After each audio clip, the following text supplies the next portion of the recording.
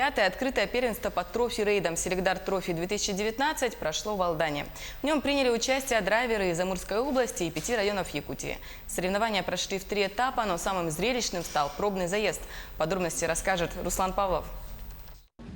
В Алдане растет популярность автомото-трофи. Об этом говорит 5-е по счету первенство на местной территории и 2 десятка внедорожников, которые выставили на участие на этот раз. Это хобби. Хобби, как бы мы в детстве играли в маленькие игрушки, а это уже большие игрушки, мы уже большие дети. И желание путешествовать в формате экстрима. Поэтому мы катаемся на квадроциклах, на снегоходах, на любой технике, которая мото, которая джипы.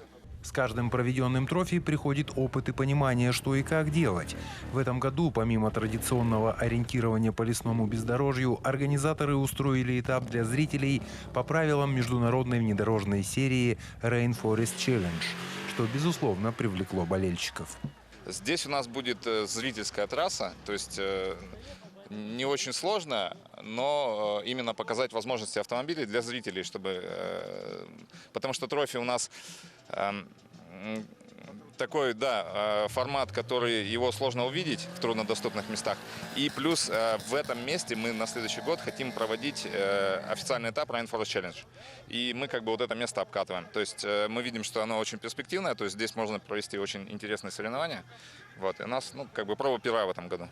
В борьбу за первенство вступили разные по характеристикам внедорожники. Зрители увидели серийные модели нашего и зарубежного автопромов и машины до неузнаваемости, переделанные под соревнования. Изначально была простая машина просто для лайтовых покатушек, а потом со временем переделалась. Вот 2 года, получается, с ней занимались, и она вот в это превратилась.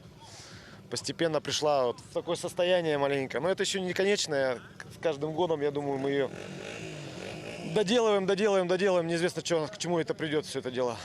Несмотря на то, что этап был показательным, трассу сложно назвать простой. Крутые подъемы, спуски, повороты, вода и глина. Все это было препятствиями для пилотов, штурманов и машин. Даже здесь, на обозначенной трассе, случались незначительные поломки и увязания в грязи. Однако в экстремальных видах спорта взаимовыручка всегда впереди медалей и кубков.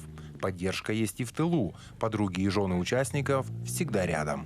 Я люблю драйв, люблю природу, люблю людей. То есть очень много знакомых появляется, много общения, интересов. Ну, вот как-то так.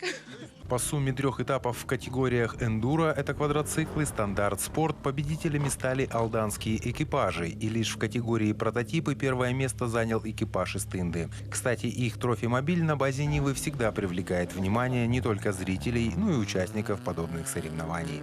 Руслан Павлов, Александр Лукин, Алдан.